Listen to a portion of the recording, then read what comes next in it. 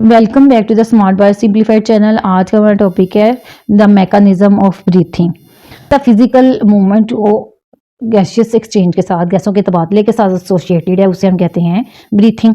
और इसके दो फेजेज हैं, एक है इनहेलेशन और दूसरा है एक्सहेलेशन। इनहेलेशन और इसका दूसरा नाम है इंस्पायरेशन और दूसरा है एक्सपायरेशन और दूसरा इसका नाम है एक्सहेलेशन। इंस्पायरेशन में क्या हो रहा है, जितने भी यहाँ पे रिब्स मसल्स हैं जिसे इंटरकोस्टल मसल कहा गया है, और दूसरा डायाफ्राम, ये भी एक मस्कुलर स्ट्रक्चर है, ये सब क्या करेंगे, कंट्रैक्ट करेंगे। ये लोअर होगा, ठीक है, डायाफ्राम, और रिब्स जो हैं वो क्या करेंगी, ऊपर की तरफ उठेंगी। इस तरह से लंग्स पे जो प्रेशर है वो क्या हो जाएगा, कम हो जाएगा, और जो लंग्स हैं वो क्या करेंगे, एक्सपेंड करेंगे, ठीक है। उसके बाद इस तरह से जो प्रेशर है बाहर का और अंदर का वो इक्वलाइज हो जाएगा, और एयर जो है वो क्या करेगी, अंदर की तरफ रश करेगी, अंदर की तरफ जो बढ़ेगी। उसके बाद एक्सहेलेशन। अब इंस्पायरेशन के जितने भी प्रोसेसेस हुए हैं यहाँ पे, रिब्स का ऊपर उठना, डायफ्राम का लोअर्ड होना, रिब्स का ऊपर उठना, अब ये सारे अगर रिवर्स कर दे, उल्ट कर दे, तो वो हमारे पास क्या है, एक्सहेलेशन है। अब यहाँ पे क्या करेंगे, रिब्स जो है वो रिब्स अब जो हैं नॉर्मल अपने जगह पे आएंगी, डायफ्राम जो है ऊपर की उठेगा, और इस तरह से क्या हो जाएगा, लंग्स पे प्रेशर आएगा। जब इस पे प्रेशर ज़्यादा हो जाएगा तो यहाँ पे क्या हो जाएगा, एरिया कम हो जाएगा, एयर के लिए एरिया कम हो जाएगा, और जो है इस तरह से क्या होगा कि ये जो एक्स्ट्रा एयर है या इम्प्योर एयर है वो बाहर एक्सपेल आउट हो जाएगी। ह्यूमन जो है वो नॉर्मल हालात में, नॉर्मल सर्कमस्टांसिस में 16 से 20 दफ़ा 1 मिनट के अंदर ब्रीथ करता है।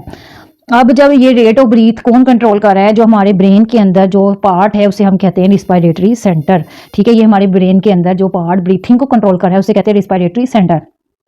अब ये रिस्पायरेटरी सेंटर जो है वो कहता है बहुत ज़्यादा ही सेंसिटिव है। जब ब्लड में CO2 की जो कंसंट्रेशन है, CO2 की जो मिकदार है, उससे बहुत ज़्यादा सेंसिटिव है।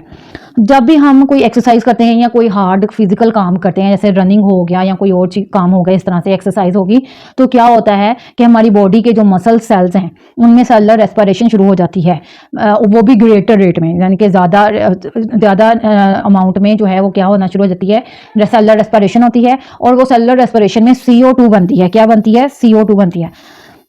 अब ये CO2 जो होती है ना, ब्लड वेसल्स वो एब्जॉर्ब कर लेती हैं CO2 को। अब यहाँ पे जो ब्रेन में रिस्पायरेटरी सेंटर था, जो ब्रेन का जो पार्ट था, अब उसने मैसेज भेजना है रिब्स को और डायफ्राम को कि वो ब्रीथिंग का जो अमल है उसको तेज करते हैं, ठीक है।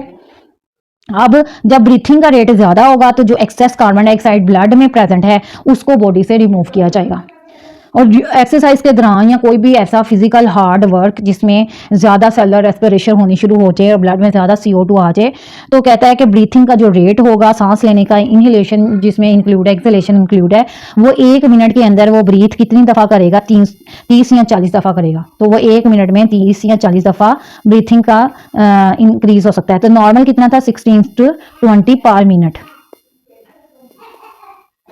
होप्स हो आपको ये लेक्चर समझ आया हो और पसंद आया हो, और ये छोटा सा इंपॉर्टेंट सा टॉपिक जो है वो तो आप इसको अपने दोस्तों के साथ लाजमी शेयर कीजिएगा, और चैनल को लाजमी सब्सक्राइब कर दीजिएगा। डियर स्टूडेंट्स, अल्लाह हाफिज़, टेक केयर।